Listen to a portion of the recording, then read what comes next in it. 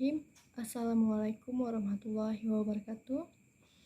Puji dan syukur kita panjatkan atas kehadiran Allah Subhanahu wa Ta'ala, karena berkat dan rahmatnya kita dapat berkumpul pada hari ini.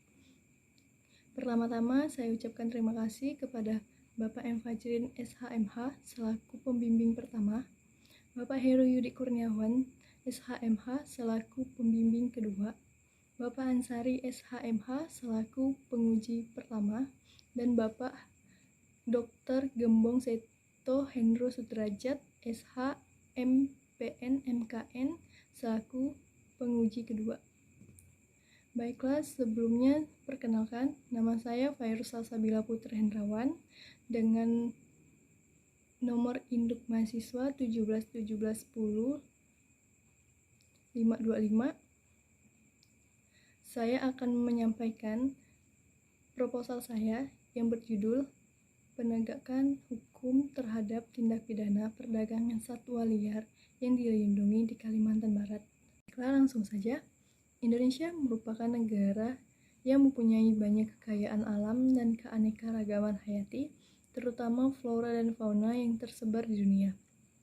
Pembangunan sumber daya alam hayati dan ekosistemnya tersebut pada dasarnya memiliki unsur-unsur yang saling ketergantungan antara satu dengan yang lain dan saling mempengaruhi, sehingga kerusakan dan kepunahan salah satu unsur tersebut akan berakibat terganggunya ekosistem. Hadirnya Undang-Undang Nomor 5 Tahun 1990 tentang konservasi sumber daya alam hayati dan ekosistemnya bertujuan untuk mengatur mengenai konservasi sumber daya alam hayati dan ekosistemnya. Mengingat Indonesia merupakan negara hukum, maka pengelolaan sumber daya alam hayati dan ekosistemnya perlu diberi dasar hukum yang jelas dan tegas guna menjamin kepastian hukum. Spesies satwa dan tumbuhan di Indonesia sangatlah beragam, semuanya tersebar di berbagai wilayah. Ada begitu banyak spesies langka yang terancam punah. Sebagai langkah pencegahan preventif untuk mencegah dari kepunahan, langkah pelestarian jelas harus ditingkatkan lagi. Kalimantan adalah pulau ketiga terbesar setelah Greenland dan Papua, yang merupakan rumah bagi keberagaman hayati yang sangat kaya dunia. Seiring pembangunan yang dilakukan, maka kerusakan lingkungan dan keanekaragaman hayati, termasuk konservasi kawasan hutan yang masif dan eksploitasi sumber daya alam, tidak dapat dielakkan lagi. Ancaman lain dari kekayaan keragaman hayati di Kalimantan adalah tren perdagangan ilegal satwa yang dilindungi. Dari sisi kriminalitas, kejahatan kehidupan liar menjadi peringkat ketiga setelah kejahatan narkotika dan human trafficking. Jenis-jenis satwa yang dilindungi yaitu antara lain enggang gading, orang hutan, kukang, terenggiling, telur penyu, dan kucing hutan. Tidak hanya itu, masih ada 98 spesies yang dilindungi di Kalimantan Barat. Kejahatan tersebut dapat merugikan negara sampai dengan ratusan juta per tahunnya, dan juga menghancurkan ekosistem yang ada. Perdagangan satwa liar yang dilindungi di Kalimantan Barat yang sangat tinggi ada di Kabupaten Sambas, di mana satwa yang dimaksud yaitu terenggiling. Terenggiling tersebut akan diambil sisik dan juga dagingnya. Dagingnya akan diperjualbelikan di rumah makan tradisional dan juga pasar tradisional. Sedangkan sisiknya akan dikirim ke negara Cina untuk dijadikan aksesoris dan juga tambahan di narkotika jenis sabu. Untuk harga sisik terenggiling di Kalimantan Barat berkisar antara 1.200.000 sampai dengan 3 juta. Kalimantan Barat termasuk titik terbanyak dalam peta kejahatan perdagangan satwa liar yang dilindungi. Masih banyak sekali ditemukan kasus perdagangan daging satwa liar untuk dikonsumsi dan juga diperjualbelikan. Kemudian rumusan masalahnya yaitu 1. Bagaimana pelaksanaan penegakan hukum terhadap tindak pidana perdagangan satwa yang dilindungi di Kalimantan Barat. Kedua, apakah penegakan hukum terhadap tindak pidana perdagangan satwa yang dilindungi di Kalimantan Barat telah sesuai dengan ketentuan peraturan perundang-undangan? 3.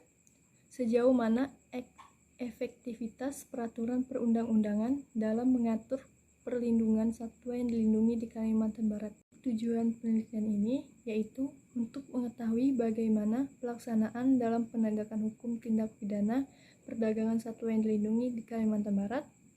Kemudian, untuk mengetahui bagaimana penegakan hukum pidana terhadap perdagangan satwa liar yang dilindungi yang sudah dilakukan oleh pihak kepolisian daerah Kalimantan Barat, apakah telah sesuai dengan ketentuan peraturan perundang-undangan atau belum. Yang terakhir, untuk mengetahui kekuatan peraturan perundang-undangan dalam mengatur perlindungan satwa yang dilindungi di Kalimantan Barat. Konseptual penegakan hukum yaitu proses hukum baru menyelesaikan satu tahap saja dari satu perjalanan panjang untuk mengatur masyarakat.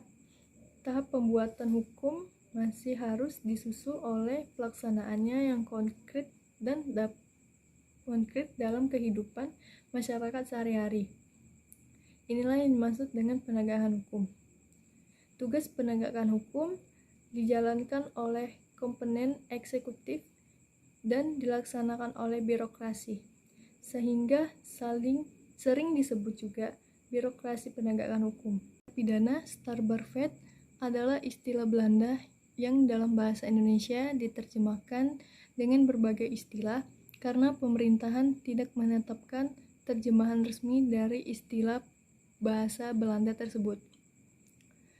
Oleh karena itu, timbullah pandangan yang bervariasi dalam bahasa Indonesia sebagai pandangan dari istilah Strafrecht seperti perbuatan pidana, peristiwa pidana, tindak pidana, perbuatan yang dapat dihukum, dan lain sebagainya. Perdagangan berdasarkan Pasal 1 Ayat 1 Undang-Undang Nomor 7 Tahun 2014 tentang perdagangan, yaitu tatanan kegiatan yang berkaitan dengan transaksi barang dan atau jasa di dalam negeri dan melampaui batas wilayah negara dengan tujuan pengalihan hak atas barang dan atau jasa untuk memperoleh imbalan atau kompensasi. Satwa liar yang dilindungi dapat diperjualbelikan, yaitu jenis satwa yang tidak dilindungi. Satwa liar yang dilindungi berdasarkan Pasal 1 Ayat 5 Undang-Undang Konservasi Sumber Daya Alam Hayati dan Ekosistemnya. Satwa adalah semua jenis sumber daya alam hewani yang hidup di darat, air, ataupun udara. Kemudian pada Pasal 1 Ayat 5, satwa liar adalah semua binatang yang hidup di darat, air, ataupun udara yang masih mempunyai sifat-sifat liar, baik yang hidup bebas maupun yang dipelihara manusia. Oleh penelitian, penulis menggunakan penelitian yang bersifat empiris, di mana penulis lebih banyak mencari data juga fakta-fakta hukum yang terjadi di lapangan. Kemudian, untuk melihat kepatuhan masyarakat terhadap peraturan yang sudah ada, baik dari peraturan yang tertulis maupun yang tidak tertulis.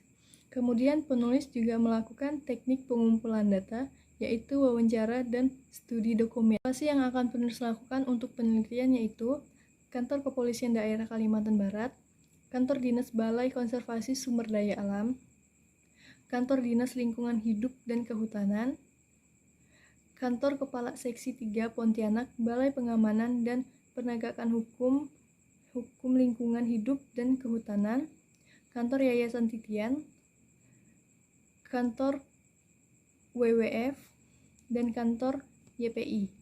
Sekian presentasi dari saya, kurang lebihnya saya mohon maaf. Wassalamualaikum warahmatullahi wabarakatuh.